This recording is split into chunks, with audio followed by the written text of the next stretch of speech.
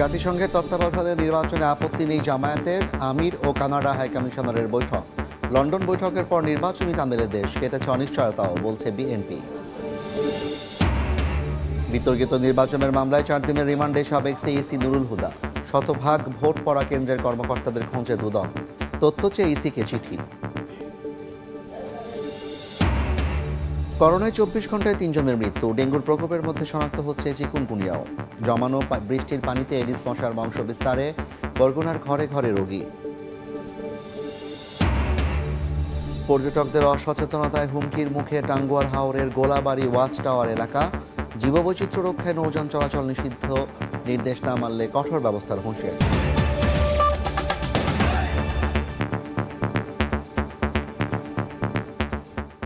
জনপদী সময়ের সঙ্গে আছি আমি জাফর সাদিক। জাতিসংঘের তত্ত্বাবধানে আগামী জাতীয় নির্বাচনে আপত্তি নেই জামায়াত ইসলামীর। দুপুরে রাজধানীর মগবাজারে আমিরের সঙ্গে কানাডার হাইকমিশনারের বৈঠক শেষে কথা জানান দলটির নায়েবে আমির আবদুল্লাহ মোহাম্মদ তাহের। এছাড়া ঐকমত্য কমিশনের সংলাপে সংখ্যানুপাতিক পদ্ধতিতে ভোট সহ ঐক্য না হওয়া বিষয়ের ফয়সালা করতে গণভোটের পক্ষে দলটি। জাতীয় নির্বাচন সামনে রেখে কূটনৈতিক তৎপরতা বাড়িয়েছে বাংলাদেশ জামায়াতে ইসলামী। এরই ধারাবাহিকতায় সোমবার দুপুরে রাজধানীর মগবাজারে দলটির কেন্দ্রীয় কার্যালয়ে আসেন কানাডার হাইকমিশনার অজিত সিং। বৈঠক করেন দলটির আমির ডাক্তার শফিকুর রহমানের সঙ্গে।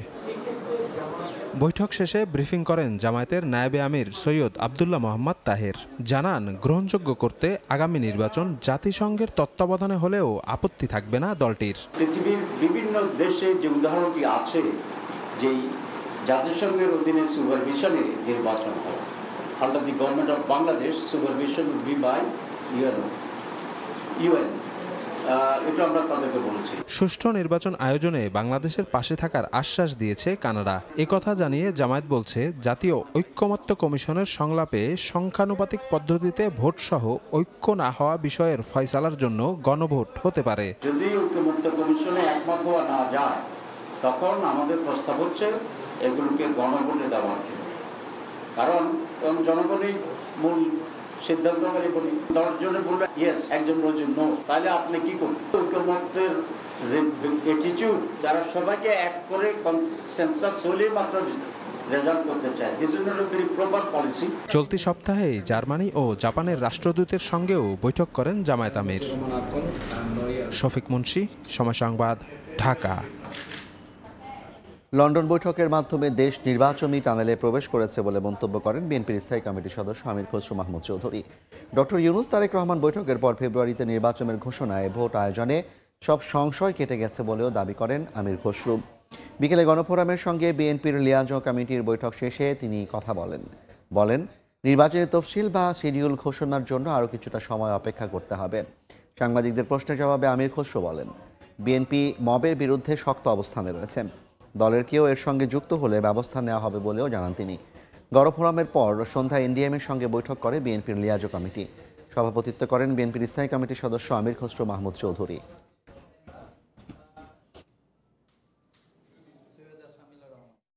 জনাব তারেক রহমান সাহেব এবং আমাদের ডক্টর ইউনূস সাহেবের সাথে, প্রধান উপদেষ্টার সাথে বৈঠকের পরে ফেব্রুয়ারির প্রথমার্ধে নির্বাচনের যে আলোচনা, জনগণ সেটা অত্যন্ত ইতিবাচকভাবে নিয়েছেন এবং যে আশঙ্কা ছিল জনগণের মধ্যে সেটা কেটে গিয়েছে। সমস্ত জাতি এখন নির্বাচনী টানেলে প্রবেশ করেছে। একটি নতুন বাংলাদেশ গড়ার শপথ নিয়ে আমরা সবাই ঐক্যবদ্ধভাবে এগিয়ে যাচ্ছি। মবক্রেসির বিরুদ্ধে বিএনপি শক্ত অবস্থানে আছে। সেই অবস্থান থেকে বিএনপি সরে দাঁড়াবে না। বিএনপি বাংলাদেশের সহনশীল, পরস্পরের সম্মানবোধের রাজনীতি প্রতিষ্ঠিত করার জন্য অঙ্গীকারবদ্ধ। জনগণের ভোট ছাড়া নির্বাচন সম্পন্ন করার অভিযোগে বিএনপির মামলায় সাবেক সিইসি কে এম নুরুল হুদাকে 4 দিনের রিমান্ডে পাঠিয়েছেন ঢাকার সিএমএম আদালত। যদিও সুষ্ঠুভাবে দায়িত্ব পালন করেছেন বলে আদালতে দাবি করেন তিনি। আর রাষ্ট্রপক্ষের কৌঁসুলি বলেন, সাবেক সিইসি ঠিকভাবে দায়িত্ব পালন করলে ফ্যাসিস্ট হওয়ার সুযোগ পেতেন না শেখ হাসিনা। দিনের ভোট রাতে কিংবা মৃত ব্যক্তির নামেও ভোটদানের অভিযোগ ছিল 2018 সালের একাদশ সংসদ নির্বাচন নিয়ে। প্রহসনমূলক নির্বাচন আয়োজনের অভিযোগে বিএনপির মামলায় গ্রেফতার হয়ে আদালতের কাঠগড়ায় তৎকালীন প্রধান নির্বাচন commissioner K M Nurul Huda. আদালতে পুরোটা সময় বিষণ্ণ দেখা গেছে সাবেক সিইসিকে। হাতকড়া পরানো অবস্থায় জেল হাজত থেকে তোলা হয় এজলাসে। কাঠগড়ায় আরও 2 আসামি নিজেদের মধ্যে কথা বললেও নুরুল হুদা ছিলেন একদমই চুপচাপ। আদালতে রিমান্ড শুনানি শুরু হলে ভোটাধিকার রক্ষা ও সুষ্ঠু নির্বাচন আয়োজনে ব্যর্থতার বিষয়ে জানতে চান বিচারক। তখন নিজেকে নির্দোষ দাবি করেন নুরুল হুদা। এরপর ভোটে অনিয়মের সঙ্গে সংশ্লিষ্টদের বিরুদ্ধে ব্যবস্থা গ্রহণের বিষয়ে জিজ্ঞেস করলে তিনি বলেন এটা তার এখতিয়ারভুক্ত না। এ সময় রাষ্ট্রপক্ষের কৌঁসুলি বলেন নুরুল হুদা যথাযথভাবে দায়িত্ব পালন করলে ফ্যাসিস্ট হওয়ার সুযোগ পেতেন না শেখ হাসিনা। পরে উভয় পক্ষের শুনানি শেষে তাকে 4 দিনের রিমান্ডের আদেশ দেন আদালত। সারা জাতি সাক্ষী সে 18 নির্বাচনটা সে কি করেছে নির্লজ্জভাবে। আজকেও সে স্বীকার করছে না সে যে অপরাধ করেছে। সিজি সাহেব বলেছেন নির্বাচন সম্পন্ন করার পরেও মাঠ পর্যায়ে থেকে কোনো অভিযোগ আমি পাইনি এবং দিনের ভোট রাতের কথা বলা হয়েছে। কোনো মিডিয়ায় এই মর্মে কোনো নিউজ প্রচারিত হয়নি বিধায় ওই নির্বাচনটি বৈধ নির্বাচন ছিল। এদিন সন্ত্রাস বিরোধী আইনের মামলায় আদালতে হাজির করা হয় সাবেক এমপি সাবিনা আক্তার তুহিনকে। শুনানি শেষে তাকে গ্রেফতার দেখিয়ে কারাগারে পাঠানোর আদেশ দেন বিচারক। রাষ্ট্রপক্ষ থেকে কোনো সুনির্দিষ্ট অভিযোগ আনয়ন করতে পারে নাই, শুধু বলেছে যে উনি উদ্যোগ গ্রহণ করেছিলেন এবং আমরা বলেছি উনি এই ঘটনার সাথে সম্পৃক্ত না। এছাড়া পল্টন থানার যুবদল কর্মী শামীম হত্যা মামলায় সাবেক এমপি মোহাম্মদ ফয়সাল বিপ্লবকে গ্রেফতার দেখিয়ে কারাগারে পাঠানোর আদেশ দেওয়া হয়েছে। আসিফ মোহাম্মদ সিয়াম, সময় সংবাদ, ঢাকা। 2018 সালের নির্বাচনে শতভাগ ভোট পড়া কেন্দ্রে দায়িত্বপ্রাপ্ত কর্মকর্তাদের খুঁজছে দুদক। ভোট কারচুপিতে জড়িতদের তথ্য পেতে ইসিকে চিঠি দিয়েছে সংস্থাটি। একই সঙ্গে 2014 ও 2024 সালের নির্বাচনে যারা ক্ষমতার অপব্যবহার করেছেন তাদেরও খোঁজা হচ্ছে বলে জানান দুদক মহাপরিচালক। আওয়ামী লীগ ক্ষমতায় থাকা অবস্থায় সবগুলো জাতীয় নির্বাচনই ছিল প্রশ্নবিদ্ধ। এই অভিযোগ পেয়ে গত জানুয়ারিতে অনুসন্ধানের নামে দুদক গঠন করা হয় 5 সদস্যের কমিটি। তারা জানায় শেখ হাসিনার নেতৃত্বে ও ওবায়দুল কাদেরের সার্বিক ব্যবস্থাপনায় রাতের ভোট বাস্তবায়ন করে আওয়ামী লীগের বিভিন্ন স্তরের নেতাকর্মীরা। 2018 সালের নির্বাচনে কতটি কেন্দ্রে শতভাগ ভোট পড়েছে তা জানতে চেয়ে নির্বাচন কমিশনে চিঠি দিয়েছে সেই কমিটি। জাতীয় সংসদ নির্বাচন সংক্রান্ত বিষয়ে বিগত যে 3টি নির্বাচন নিয়ে ইতিমধ্যে আমাদের একটি অনুসন্ধান চলমান রয়েছে। সেই অনুসন্ধান সংক্রান্তে অনুসন্ধান দল রেকর্ডপত্র সংগ্রহের জন্য অধিযাচনপত্র প্রেরণ করেছেন এবং অনেক ক্ষেত্রে তারা কিছু কিছু রেকর্ডপত্র পেয়েছেন। আরও যেসব তথ্যাদি প্রয়োজন সেই জন্য তারা কাজ করছেন। 2018 সালে নির্বাচনে সিইসির দায়িত্ব পালনকারী KM নুরুল হুদাকে গ্রেফতার প্রসঙ্গে দুদক মহাপরিচালক জানান অনুসন্ধান কমিটি চাইলে তাকে এই অভিযোগে গ্রেফতার দেখাতে পারে। আমাদের যে অনুসন্ধান দল রয়েছেন এইটা তাদের এখতিয়ার। তারা যদি মনে করেন কোনো আসামিকে গ্রেপ্তার করার প্রয়োজন এই পর্যায়ে সেই উদ্যোগ তারা নেবে। এদিকে ইসলামী ব্যাংক থেকে 1000 কোটি টাকার বেশি আত্মসাতের অভিযোগে দুদকের মামলায় ব্যাংকটির সাবেক এমডি মনিরুল মাওলাকে আদালতের মাধ্যমে কারাগারে পাঠানো হয়েছে। তাসলিম তৌহিদ, সময় সংবাদ, ঢাকা। জনপদের সময় আরও থাকছে। পটুয়াখালীর রাঙ্গাবালিতে পন্টুনের সঙ্গে ট্রলারের ধাক্কায় ছিটকে পড়ে এক জেলে নিখোঁজ। উদ্ধারের চেষ্টা ফায়ার সার্ভিসের ডুবুরি দল। ইরানের 6টি বিমানবন্দরে হামলা চালিয়ে 15টি উড়োজাহাজ ও হেলিকপ্টার ধ্বংসের দাবি করেছে নেতানিয়াহু বাহিনী। ইসরায়েলের হামলা জোরদারের ঘোষণা দিয়েছেন আয়াতুল্লাহ আলী খামেনি। এক বার্তায় তিনি বলেন, ইরানে আক্রমণ চালিয়ে শত্রুরা বড় ভুল করেছে, তাদের শাস্তি পেতেই হবে। সর্বোচ্চ ধর্মীয় নেতার ঘোষণার পর ইসরায়েলে প্রথম খাইবার শেকান মিসাইল ছুড়েছে ইরান। এমন পরিস্থিতিতে ইরানের শাসক পরিবর্তনের ইঙ্গিত দিয়েছেন মার্কিন প্রেসিডেন্ট ডোনাল্ড ট্রাম্প। অন্যদিকে তেহরানের পাশে থাকার ঘোষণা দিয়েছে মস্কো। পরমাণু কেন্দ্রে মার্কিন হামলার পর প্রথমবারের মতো প্রতিক্রিয়া জানালেন ইরানের সর্বোচ্চ ধর্মীয় নেতা আয়াতুল্লাহ আলী খামেনি। সামাজিক মাধ্যমে দেয়া এক বার্তায় তিনি বলেন, শত্রুরা বড় ভুল করেছে, তাদের শাস্তি পেতেই হবে। পাল্টা হামলা চালিয়েছে ইসরায়েলও। ইরানের পশ্চিম, পূর্ব ও মধ্যাঞ্চলের কয়েকটি বিমানবন্দরে হামলা চালানো হয়েছে বলে জানিয়েছে ইসরায়েলের সামরিক বাহিনী। কয়েকটি উড়োজাহাজ ও হেলিকপ্টার ধ্বংসের দাবি করা হয়েছে। এক ভিডিও বার্তায় ইসরায়েলের প্রধানমন্ত্রী বিনয়ামিন নেতানিয়াহু দাবি করেছেন, চলমান সংঘাতে লক্ষ্যে পৌঁছানোর কাছাকাছি পৌঁছে গেছে তেল আবিব। ইরানের পরমাণু হুমকি নিশ্চিহ্নের পাশাপাশি দেশটির ব্যালিস্টিক মিসাইল সক্ষমতা শেষ করার অঙ্গীকার করেছেন তিনি। এদিকে যে কোনো পরিস্থিতিতে ইরানের পাশে থাকার আশ্বাস দিয়েছে রাশিয়া। মস্কোতে ইরানি পররাষ্ট্রমন্ত্রীর সঙ্গে আলোচনার সময় তেহরানে উস্কানি ছাড়া মার্কিন হামলার তীব্র নিন্দা জানান প্রেসিডেন্ট পুতিন। ইরানে মার্কিন হামলার বিরুদ্ধে জোরালো ভাষায় নিন্দা জানানোয় রাশিয়ার অবস্থানকে সাধুবাদ জানাই। আশা করি এটি নিরাপত্তা পরিষদে কার্যকর সমর্থনের মাধ্যমেও প্রতিফলিত হবে। ইরানের পরমাণু হুমকি নিষ্ক্রিয় করায় মার্কিন হামলার উদ্দেশ্য ছিল বলা হলেও এবার দেশটির শাসক পরিবর্তন নিয়ে নতুন ইঙ্গিত দিলেন প্রেসিডেন্ট ডোনাল্ড ট্রাম্প। শাসক পরিবর্তন বা রেজিম চেঞ্জ শব্দটি রাজনৈতিকভাবে সঠিক নয়, কিন্তু ইরানের বর্তমান শাসন ব্যবস্থা যদি দেশটিকে মহান করতে না পারে তাহলে কেনই বা সরকার পরিবর্তন হবে না। এর মধ্যে মার্কিন নাগরিকদের জন্য বিশ্বব্যাপী সতর্কতা জারি করা হয়েছে। মালিহা সুহরওয়ার্দী, সময় সংবাদ। হরমুজ প্রণালী বন্ধের সিদ্ধান্ত কার্যকর হলে বিশ্ববাজারে বাড়বে জ্বালানির দাম। বিকল্প পথে আমদানিতে বাড়বে পরিবহন ব্যয়। মধ্যপ্রাচ্য থেকে বাংলাদেশে এলএনজি আমদানিতেও প্রভাব পড়বে বলছেন বিশ্লেষক। তবে পেট্রোবাংলার চেয়ারম্যান জানালেন, জুলাই পর্যন্ত এলএনজি কেনা থাকায় আপাতত স্থিতিশীল থাকবে দাম, তবে দীর্ঘমেয়াদে সংকট হলে প্রভাব পড়তে পারে।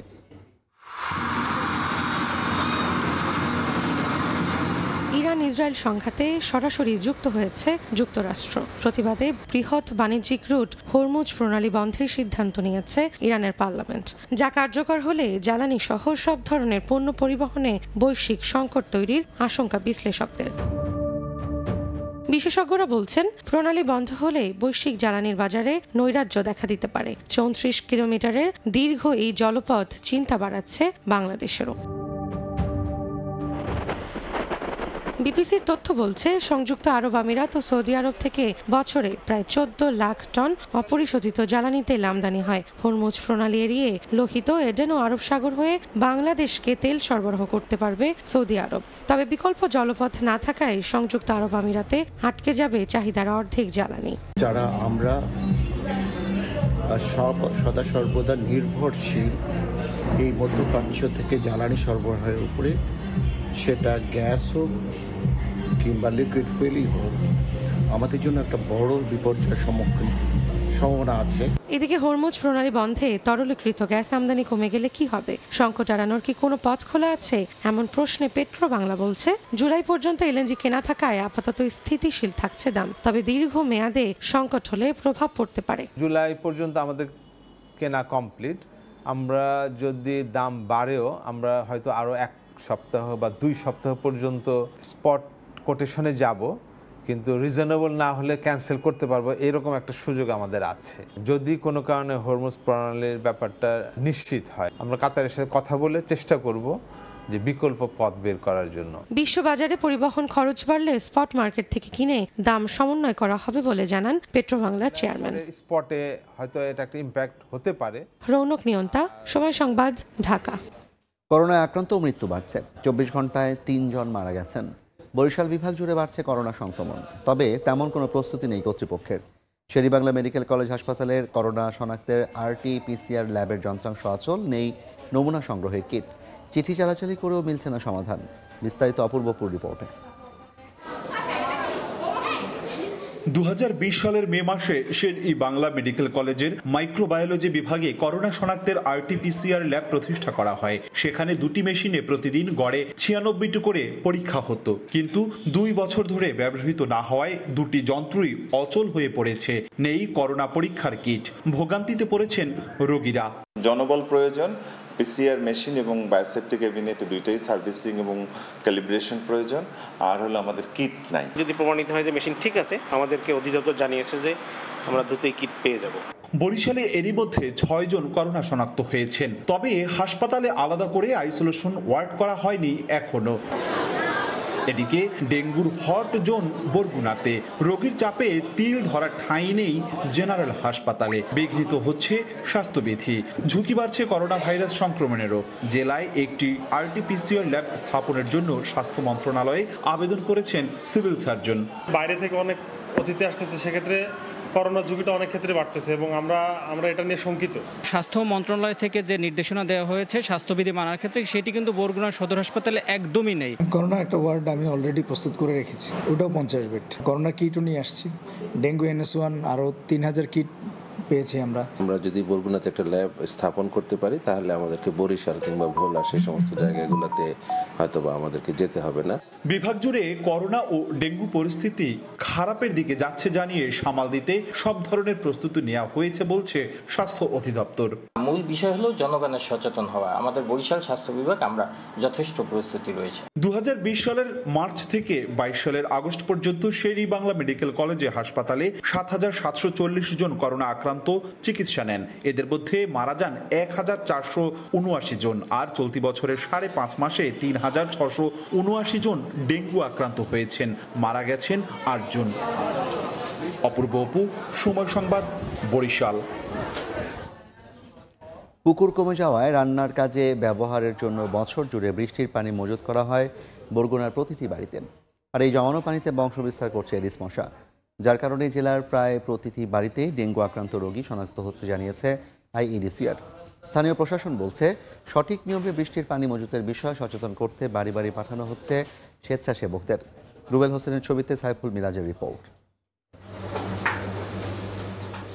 রান্নার রং ও স্বাদ ধরে রাখতে বরগুনায় দশকের পর দশক ধরে ব্যবহার করা হচ্ছে পুকুরের পানি, কিন্তু অপরিকল্পিতভাবে নগরায়ন ও নিয়মনীতির তোয়াক্কা না করে জলাশয় ভরাট করায় সংকট দেখা দিয়েছে পানির এ উৎসের। এতে স্থানীয়রা আয়রনযুক্ত গভীর নলকূপের পানি ব্যবহার না করে রান্নার কাজে ব্যবহারের জন্য বছর জুড়ে ড্রামে করে সংরক্ষণ করেন বৃষ্টির পানি। আর এই বৃষ্টির পানি এখন কাল হয়ে দাঁড়িয়েছে বরগুনাবাসীর জন্য। বৃষ্টির পানিতে মূলত খাবারের টেস্ট ভালো আসে আর রংটাও পরিবর্তন হয় না। বৃষ্টির পানি সংরক্ষণেরও সচেতন হওয়ার বিকল্প আমাদের এই অঞ্চলের মানুষের নেই। তো এখন পুকুর নাই দেখে সবাই আসলে বৃষ্টির উপর নির্ভর করেই আসলে পানিটা জমিয়ে রাখে। ডেঙ্গু আক্রান্ত রোগীর সংখ্যা বৃদ্ধি পাওয়ার কারণ অনুসন্ধানে কাজ করছে আইইডিসিআর এর একটি প্রতিনিধি দল। দলের সদস্যরা বলছেন, নোংরা পানিতে নয়, এডিস মশা বংশবিস্তার করে স্বচ্ছ পানিতে। অনুসন্ধানে জেলার প্রায় 95% বৃষ্টির পানি সংরক্ষণের ড্রামে এডিস মশার লার্ভা পেয়েছেন তারা। এজন্য সঠিক প্রক্রিয়া না মেনে বৃষ্টির পানি সংরক্ষণকেই দায়ী করছে আইইডিসিআর। মোটামুটি সবগুলো বাড়িতেই কোনো না কোনো পাত্রে, পানির পাত্রে আমরা এডিস মশার লার্ভা বা মশার অন্য কোনো স্তর আমরা এখানে দেখতে পেয়েছি। ডাবের খোসা জাতীয় যে জিনিসগুলো অথবা যেখানে পানি রিজার্ভ হতে পারে ছোট ছোট জায়গাগুলো, এগুলো একটু পরিষ্কার রাখলেও কিছুটা ডেঙ্গু কমে আসবে। সঠিক প্রক্রিয়া অবলম্বন করে বৃষ্টির পানি সংরক্ষণের জন্য স্থানীয়দের সতর্ক করা হচ্ছে বলে জানায় জেলা প্রশাসন। নির্দেশনা না মানলে আইনগত ব্যবস্থা নেওয়ার হুঁশিয়ারি জেলা প্রশাসকের। স্বেচ্ছাসেবকদেরকে আমরা পাঠাচ্ছি, তারা বাসা বাড়িতে যে কিভাবে পানি সংরক্ষণ করলে এই ডেঙ্গুর লাভরা থাকবে না সে বিষয়টি তাদেরকে বোঝানো হচ্ছে, এবং এর পরবর্তীতে ধারাবাহিকতায় আমরা ভ্রাম্যমাণ আদালত পরিচালনা করে আমাদের আইনগত ব্যবস্থার যে সুযোগগুলো আছে আমরা সেটা কাজে লাগাবো। বরগুনায় ডেঙ্গু আক্রান্তের সংখ্যা 2300 ছাড়িয়েছে, আর মৃত্যু হয়েছে 22 জনের। সাইফুল মিরাজ, সময় সংবাদ, বরগুনা। জনপদের সময় আরও থাকছেন। শ্রেণীকক্ষে অবৈধভাবে পড়ানো হয় প্রাইভেট। পটুয়াখালীতে সরকারি বিদ্যালয়ে রমরমা কোচিং বাণিজ্য। প্রতিবাদ করলে পরীক্ষায় ফেল করানো সহ নানা হয়রানির অভিযোগ। রংপুর মেডিকেলের আইসিইউতে থাকা এক রোগীর শরীরে টিটেনাস শনাক্ত হওয়ায় আইসিইউ সেবা বন্ধ ঘোষণা করেছে হাসপাতাল কর্তৃপক্ষ। বিস্তারিত জানাতে এই মুহূর্তে রংপুর মেডিকেল কলেজ হাসপাতালে আছেন সহকর্মী আব্দুর রশিদ জীবন। সরাসরি যাচ্ছি তার কাছে। জীবন,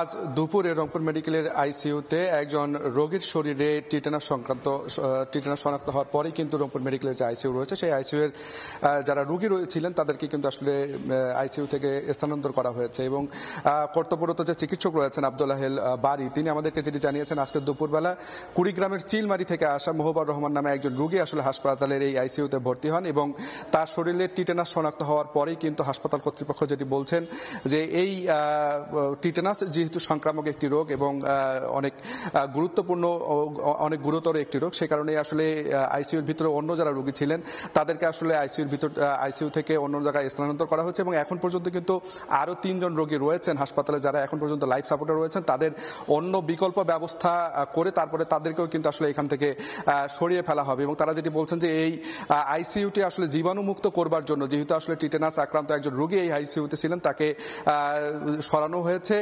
তাকে হাসপাতালের অন্য একটি আইসোলেশন সেন্টারে রাখা হয়েছে, সেখানে তার চিকিৎসা চলছে। এবং এই আইসিইউ যে সেন্টারটি রয়েছে, এই আইসিইউ সেন্টারকে জীবাণুমুক্ত করবার জন্য কিন্তু আইসিইউর যে যারা রোগী তাদেরকে যেমন বের করে দেওয়া হয়েছে, পাশাপাশি 3 থেকে 4 দিন এই আইসিইউ একেবারে বন্ধ করে রাখা হবে। এবং হাসপাতাল কর্তৃপক্ষ যেটি বলছে, রংপুর মেডিকেলের এই আইসিইউ কিন্তু মোট বেড হচ্ছে 10টি, তার মধ্যে একটি অচল, বাকি 9টিতে আসলে রোগী ছিল। এই রোগীগুলোর মধ্যে ইতিমধ্যে আসলে 5 জন রোগীকে অন্য জায়গায় স্থানান্তর করা হয়েছে।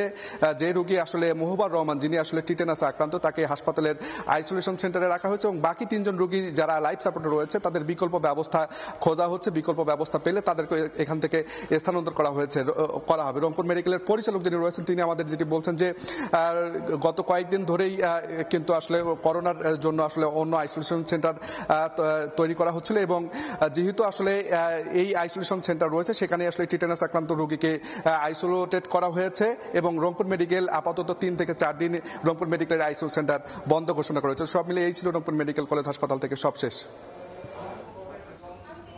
সরাসরি যুক্ত ছিলাম রংপুর মেডিকেল কলেজ হাসপাতাল প্রাঙ্গণ থেকে। দেখছেন জনপদের সময়, সঙ্গেই থাকুন। পটুয়াখালীতে সরকারি বিদ্যালয়ের মধ্যেই চলছে কোচিং বাণিজ্য, এমনকি ক্লাস চলাকালীন শ্রেণীকক্ষের মধ্যেই প্রাইভেট পড়ান অনেক শিক্ষক। প্রায় 90% শিক্ষার্থী অধিক টাকা খরচ করে কোচিং করতে বাধ্য হচ্ছেন। প্রতিবাদ করলে পরীক্ষায় ফেল করানো সহ নানাভাবে হয়রানি করার অভিযোগ উঠেছে। তবে তদন্ত করে ব্যবস্থা নেওয়ার কথা জানান উপজেলা নির্বাহী কর্মকর্তা। বিস্তারিত শিকদার জাবির হোসেনের রিপোর্টে। ঘড়ির কাঁটায় তখন সকাল 9:30। স্কুলের ক্লাসরুমে বেশ কিছু শিক্ষার্থীকে প্রাইভেট কোচিং করাচ্ছেন শিক্ষিকা, আর ক্লাসরুমে প্রবেশ করতে না পারায় বাহিরে দাঁড়িয়ে আছেন অন্য শিক্ষার্থীরা। দাঁড়িয়ে থাকা লাগে, ভিতরে ঢুকতে পারি না, তারা প্রাইভেট পড়ায়, এই জন্য প্রাইভেট না পড়াই আমাদের ক্লাসে শিক্ষা দেখ, আমরা এটাই চাই। এমন চিত্র দেখা গেছে গলাচিপা মডেল মাধ্যমিক বিদ্যালয়ে। শুধু একটি নয়, প্রায় প্রতিটি শ্রেণীকক্ষেই চলছে বাণিজ্যিক কোচিং। অভিযোগ রয়েছে প্রধান শিক্ষকের মদদে সরকারি বিদ্যুৎ, ফ্যান, বেঞ্চ সহ অন্যান্য উপকরণ ব্যবহার করে চলছে রমরমা কোচিং বাণিজ্য। তবে অভিযুক্ত শিক্ষিকা এটিকে অতিরিক্ত ক্লাস বলে দাবি করেন। দীর্ঘদিন স্কুল বন্ধ ছিল, তো আমার হেড স্যার মিটিংয়ে বলছে যে সিলেবাসটা কমপ্লিট করতে হবে, এই জন্য আজকে আমি একটা ক্লাস নিচ্ছি। এদিকে এক কক্ষে সাংবাদিক প্রবেশের খবর পেয়ে অন্য কক্ষগুলো থেকে তড়িঘড়ি করে বেরিয়ে পড়েন কোচিং বাণিজ্যের সঙ্গে যুক্ত শিক্ষকরা। একটু দৌড়ে একজনের মুখোমুখি হলে ক্যামেরার সামনে কথা বলতে অপারগতা প্রকাশ করেন ওই শিক্ষক। স্কুলে এসে আমি ছাত্র পড়াইনি। শিক্ষার্থীরা বলছেন সকাল বিকেল 2 বেলা শ্রেণীকক্ষের মধ্যেই প্রাইভেট পড়ান শিক্ষকরা। প্রতি বিষয়ের জন্য 1000 করে টাকা দিতে হয় শিক্ষার্থীকে। স্কুলের প্রধান শিক্ষক সরাসরি এই প্রাইভেট বাণিজ্যের সঙ্গে যুক্ত থাকায় প্রায় প্রতি ছাত্রছাত্রীকেই অতিরিক্ত টাকা দিয়ে কোচিং করতে হচ্ছে। কোচিং না পড়লে পরীক্ষায় রেজাল্ট খারাপ করানোরও অভিযোগ অভিভাবকদের। আলমগীর স্যার আছে, পরে রাখি মিস আছে, মুক্তা মিস আছে, এরা আর কি স্কুলে গিয়ে পড়ায়। সকাল 8টা থেকে 9টা পর্যন্ত হুমায়ুন স্যারের কাছে প্রাইভেট পড়ি। রুম নম্বর 108 নম্বর রুমে বসে পড়ি। মাসে যে আমরা 1000 টাকা দেই। বাচ্চা তো মাঝে মাঝে এসে বলে, আব্বু ওই স্যারের কাছে যদি না পড়ি তাহলে আমার মার দেবে না। ঘটনার অনুসন্ধানে গেলে সময় সংবাদের উপস্থিতি টের পেয়ে স্কুলের অফিস কক্ষ তালাবদ্ধ করে সটকে পড়েন প্রধান শিক্ষক। পরবর্তীতে উপজেলা প্রশাসনের সহযোগিতায় তার মুখোমুখি হলে সব অভিযোগ অস্বীকার করেন। আমাদের এখানে কোনো প্রাইভেট আমার হয় না, সম্পূর্ণ মিথ্যা কথা। সরকারি স্কুলের শিক্ষকদের প্রাইভেট কোচিং কিংবা লাভজনক ব্যবসার সঙ্গে যুক্ত থাকা অবৈধ। তদন্ত করে কেউ দোষী প্রমাণিত হলে ব্যবস্থা নেওয়া হবে বলছেন শিক্ষা কর্মকর্তা ও উপজেলা প্রশাসন। কোচিং সংক্রান্ত যে অভিযোগটা আমরা পেয়েছি, এটি আমরা খতিয়ে দেখবো যে এখানে অনিয়ম কিছু হয়েছে কিনা। এই বিষয়গুলো আসলে নজরে এসেছে, আমরা তদন্ত করে পরবর্তী আইনানুগ ব্যবস্থা গ্রহণ করতে পারব। বিদ্যালয়টি 1932 সালে প্রতিষ্ঠিত হয়। বর্তমানে শিক্ষার্থীর সংখ্যা 962 জন। শিকদার জাবির হোসেন, সময় সংবাদ, পটুয়াখালী। শিক্ষা উপদেষ্টা বলেছেন, গত 17 বছরে শিক্ষা ব্যবস্থাকে নিঃস্ব করা হয়েছে। শিক্ষাক্ষেত্রে যে পরিমাণ ক্ষতি হয়েছে তার হিসাব দেওয়া সম্ভব না। দুপুরে নোয়াখালী বিজ্ঞান ও প্রযুক্তি বিশ্ববিদ্যালয় দিবস উপলক্ষে আয়োজিত রিসার্চ ফেয়ার অনুষ্ঠানে তিনি একথা বলেন। এর আগে বিশ্ববিদ্যালয় চত্বরে বেলুন ও পায়রা উড়িয়ে রিসার্চ ফেয়ারের উদ্বোধন করেন উপদেষ্টা। পরে রিসার্চ ফেয়ারে অংশ নেওয়া বিভিন্ন ইনস্টিটিউট, বিভাগ ও সংগঠনের স্টলগুলো পরিদর্শন করেন। অনুষ্ঠানে 70 জন শিক্ষককে ভাইস চ্যান্সেলর অ্যাওয়ার্ড ও রিসার্চ অ্যাওয়ার্ড এবং 31 জন শিক্ষার্থীকে ডিনস অ্যাওয়ার্ড দেওয়া হয়।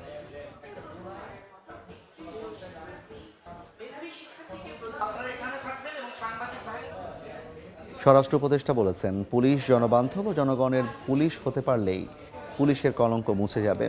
পুলিশের বিষয়ে জনগণ সন্তুষ্ট হলে প্রশাসন সন্তুষ্ট। তাই জনগণকে সন্তুষ্ট রাখতে প্রশাসন পুরোপুরি চেষ্টা করে যাচ্ছে। বিকেলে টাঙ্গাইল জেলা প্রশাসক কার্যালয়ে প্রশাসনের বিভিন্ন সরকারি দপ্তর প্রধানদের সঙ্গে মতবিনিময় শেষে তিনি একথা বলেন। আমি বলছি যে পুলিশের যে মানবিক পুলিশ হতে হবে, যেমন আগে কোনো কিছু ঘটনা ঘটলেই যেন তারা না হয় আপনাদের সাথে ব্যবহার, যেমন বলে না জনবান্ধব পুলিশ, এটা যেন জনবান্ধব হলে কিন্তু তাদের কলঙ্ক মুছে যাবে। আমরা পদক্ষেপ নিয়েছি দেখিয়েছি, কিন্তু পুলিশ কিন্তু কিছুটা জনবান্ধব হয়ে উঠছে, আগের মতো কিন্তু পুলিশ এরকম ব্যবহার করে না। আপনারা যদি সন্তুষ্ট হয়ে থাকেন তা আমি সন্তুষ্ট, জনগণের সন্তুষ্টের সাথে তো আমার সন্তুষ্ট, যেটা আমি তো জনগণকে রিপ্রেজেন্ট করতেছি। নীলফামারীতে অনলাইন ভিসা প্রতারক চক্রের 4 সদস্যকে আটক করা হয়েছে। দুপুরে জেলা পুলিশ সুপার কার্যালয়ে সংবাদ সম্মেলনে এই তথ্য জানান জেলা গোয়েন্দা পুলিশের পরিদর্শক মোহাম্মদ আব্দুল কাদের। বলেন, অনলাইন ভিসা প্রতারণার শিকার হয়ে রোববার সকালে জেলা গোয়েন্দা পুলিশে লিখিত অভিযোগ করেন শরীয়তপুরের মোহাম্মদ নয়ন নামে একজন। অভিযোগের ভিত্তিতে অভিযান চালিয়ে দুপুরে নীলফামারীর কিশোরগঞ্জ থেকে প্রতারক চক্রের 4 সদস্যকে আটক করা হয়। এ সময় তাদের কাছ থেকে ভিসা ও মোবাইল ফোন জব্দ করা হয়। প্রাথমিক জিজ্ঞাসাবাদে আটককৃতরা প্রতারণার কথা স্বীকার করেন।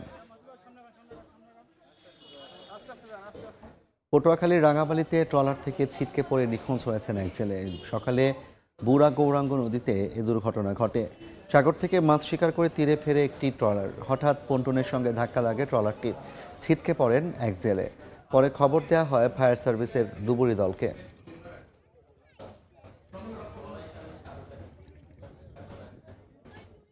রাঙামাটির কাপ্তাই হ্রদে অবৈধভাবে ঘের দেয়ায় উচ্ছেদ অভিযান পরিচালনা করেছে বিএফডিসি।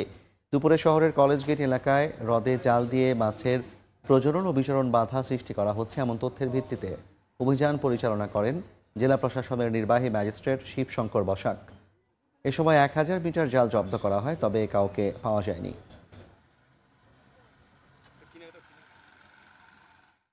পরিবেশ ও জীববৈচিত্র্য রক্ষায় সুনামগঞ্জের টাঙ্গুয়ার হাওরের গোলাবাড়ি ওয়াচ টাওয়ার এলাকায় সব ধরনের নৌযান চলাচল নিষিদ্ধ করা হয়েছে। প্রশাসনের এই উদ্যোগকে স্বাগত জানিয়েছেন পর্যটকরা। বর্ষার শুরুতে পর্যটকের ঢল নামে সুনামগঞ্জের টাঙ্গুয়ার হাওরে। ওয়াচ টাওয়ারের চারপাশ ঘিরে নোঙর করা হয় শত শত নৌযান। পর্যটকরা ঘুরে যাবার পর ওয়াচ টাওয়ারের 1 কিলোমিটার এলাকা জুড়ে ছড়িয়ে ছিটিয়ে থাকে প্লাস্টিক পণ্য আর ময়লা আবর্জনা। এমনকি হিজল করজবাগানের গাছের ডালপালাও ভেঙে ফেলেন অনেকে। ঘুরতে আসা মানুষের অসচেতনতায় হুমকির মুখে প্রাকৃতিক পরিবেশ। One time single use plastic থেকে শুরু করে উচ্চ শব্দে গান থেকে শুরু করে সবকিছু নিয়েই আসলে একটা জগাখিচুড়ি হয়ে যায় ওই জায়গাটা। গাছগুলার মাঝে বোটগুলা না লাগায় তাহলে অনেকটাই পরিবেশ ভালো থাকবে। এই অবস্থায় গোলাবাড়ি ওয়াচ টাওয়ার এলাকায় সব ধরনের নৌযান চলাচল নিষিদ্ধ করেছে স্থানীয় প্রশাসন। ইতিমধ্যে আমাদের উপজেলা নির্বাহী অফিসার ওই এলাকায় অভিযান পরিচালনা করছে।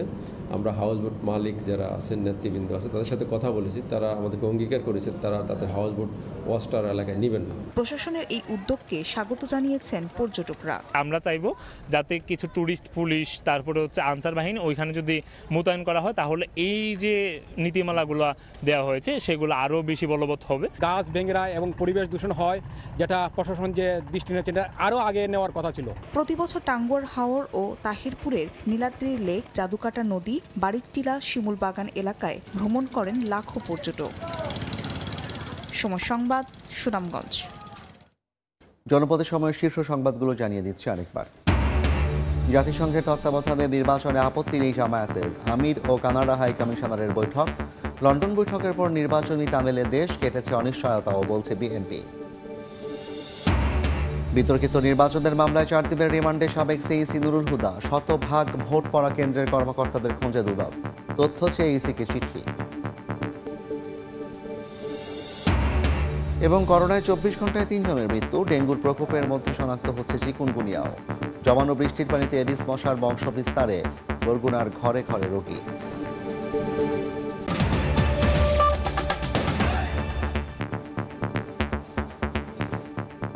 এই ছিল জনপদের সময়। সঙ্গে থাকুন সময়।